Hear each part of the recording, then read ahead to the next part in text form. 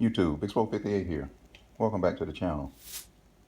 Recently, I've received a lot of comments and questions about my revolver reconditioning techniques and practices.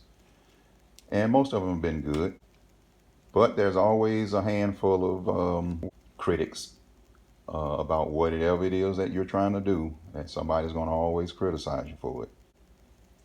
For example, I've had some commentary with people who have said that I need to leave the stock refinishing to the experts.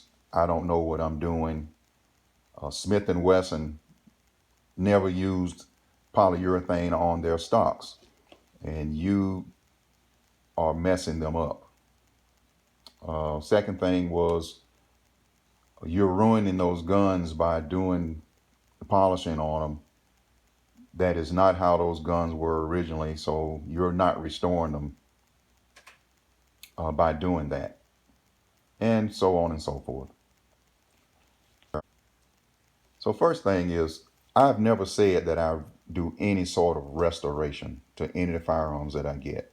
I've always stated that I buy firearms that have limited amounts of damage to them or wear, and I try to improve them or recondition them back to the level that I want them to have, the finishes that I want them to have, and that's what I do. And that's what I've always stated. So I want to talk a little bit about all three of those things so that everybody, especially those critics out there of me, understand the difference, just in case people don't.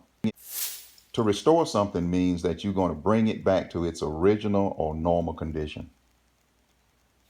I've never said that I was trying to restore anything. I always talk about reconditioning and refinishing.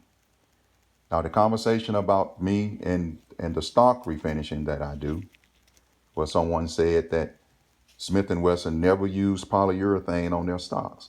Well, I've always said there's a whole lot of different options that you can use to refinish your stocks. I never said that anyone had to use polyurethane. I said that polyurethane is the finish that I prefer, especially the gloss, because it's clear and it enhances the wood grain. You can use any sort of finish that you want to use. I have never read anything definitively that says what type of finish Smith & Wesson put on their stocks. I've read forums, and there seems to be a conclusion that they use just plain urethane or spar urethane on them that was sprayed on. But I don't know what they use. So it's kind of a ridiculous notion to think that because I'm using polyurethane from the 21st century is substandard. Well, that's just ridiculous.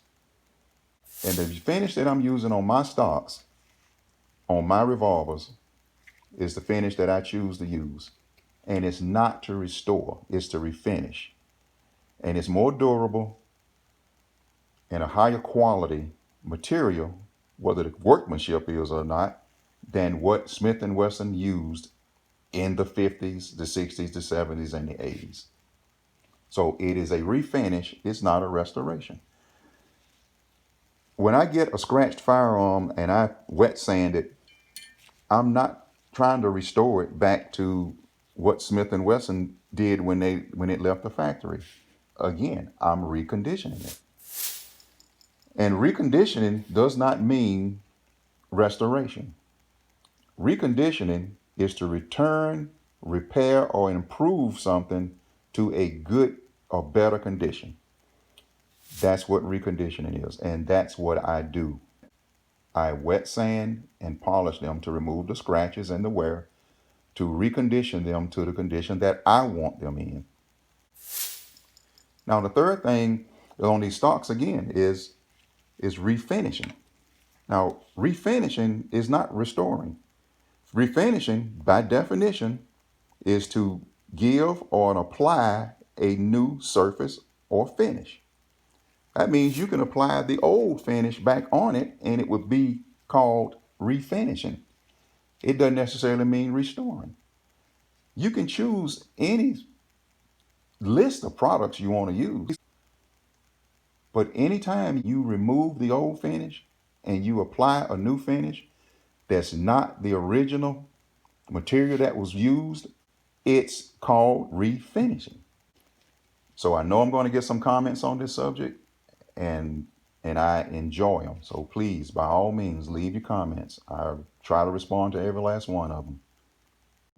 Till the next time, this is Big Swole 58. Thanks for watching.